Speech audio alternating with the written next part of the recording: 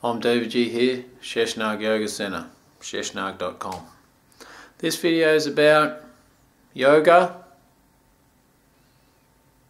and how it is the science of the soul, and how in the future, the near future, it will be appreciated as far, far more than an exercise. I see yoga as a little bit of a sneaky thing. Yoga has crept into the physically and emotionally and psychologically needy culture as a relaxation technique where the body can be put in certain positions to produce calm, the energetic experience of pranayama and the meditation techniques, ultimately providing relaxation for the mind. With humans, we have a tendency to grab onto it and, a bit like the confessional booth at a Catholic church, where you go and live your normal life, as neurotic as it is, doing whatever you do, good and bad stuff, harmonious or inharmonious, with the flow of life or against the flow of life. And then once a fortnight or once a week you go to a yoga class and feel better for a little bit of a fix before you go back to your normal life. But soon, yoga is going to be seen as the science of the soul, because yoga, first of all, works on a system, the subtle body. If you look right into yoga and the philosophy behind yoga, even the context of yoga, how did people like Sri Ramakrishna and other great beings, he was in the last century, Lahiri Mahasya, 1800s man, or in the 1800 sort of gig, 19th century, Babaji comes to him. Babaji says, this is what the world needs. It'll take a while for it to infiltrate all of the world, so start now. Because in the 22nd century, maybe the 21st, because we're sort of in dire straits at the moment, aren't we? Yoga will be needed collectively throughout the world. So let's start dispersing it now and see how it goes. So people like great seers and yogis and such perception in the world on many levels have dispersed the yoga. Shivananda Saraswati of Rishikesh had an awesome guru who taught him yoga across a river in about 15 minutes. His whole life changed. Boom, he dispersed yoga fantastically to a lot of people, had a few realised beings as disciples that actually perpetuated his cause and the desire for yoga to be known throughout the world. The good thing about yoga is it explains the goal of human existence, which is unification of the individual soul with the great soul. It works through a subtle body, which is infallible. Vibrationally, we are connected through that subtle body to everything. Inside the subtle body resonates the language that everyone's speaking, the Sanskrit alphabet, the font of Devanagari, because they know that you can be a god through the vibrations of the Sanskrit alphabet. That's true, man. It's going to turn into an appreciation of yoga, not in the physical sense, not in the psychological or emotional sense. Yoga is going to be appreciated for its word, the title yoga, the Sanskrit word that means union. People will get on board. Sanskrit will be the key on a vibrational level. The techniques all to do with yoga are tied in for the future transformation on this planet, where we become aware that we are souls incarnate in a human vehicle.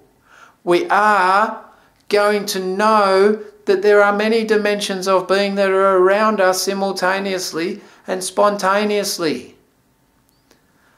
The science of yoga will be appreciated as the precise techniques for each individual according to who they are, their own constitution, to be able to apply the techniques relative to them, which isn't necessarily the postures. Not everyone has to do postures to merge with the Great Being. It's not.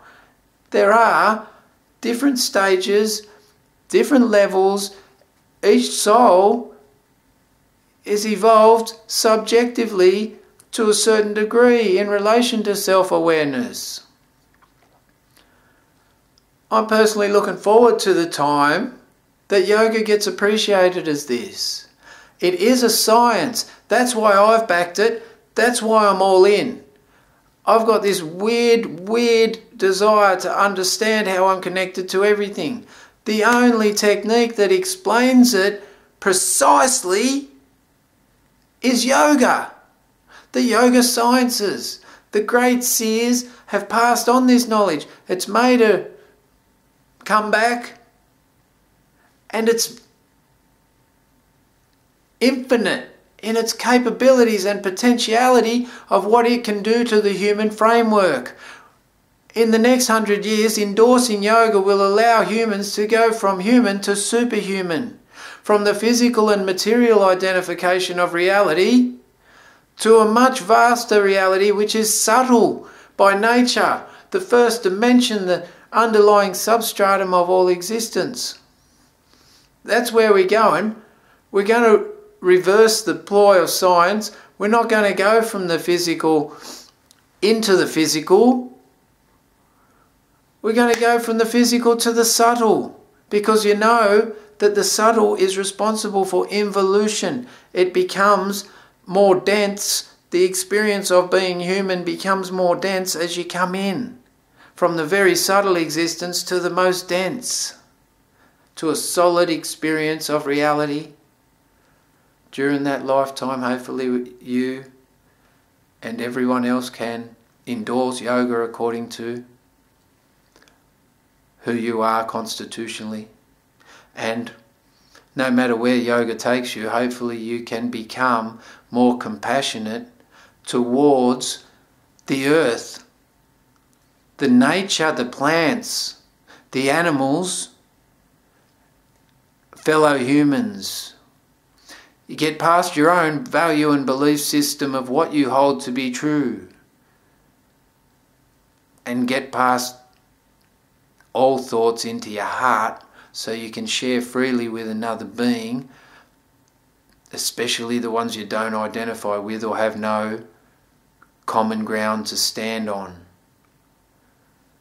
That's what yoga will bring about: compassion and the ability to spontaneously care and empathise for all pain as we go into this experience of we're all together, man, sitting on this spaceship called the Earth.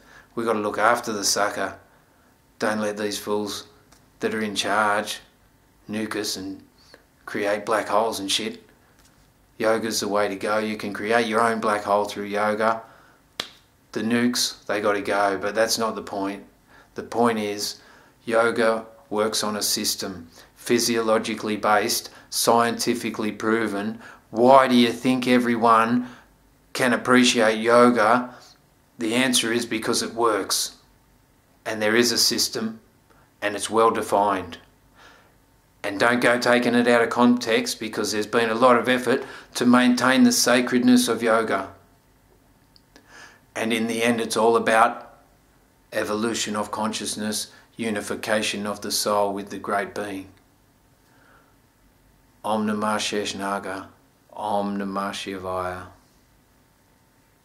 Har Har Mahadev. Please donate if you can. If you can't, that's cool. I'll just give my stuff away. But I'm hoping someone's going to like have excessive coin and go, yeah. I'm not hoping, I'm going to create it, but you might be the person. So I put this on the end of every video because just in case you're here, whack up some coin. I'll work out how you can tax deduct it. We're all good to go. Peace.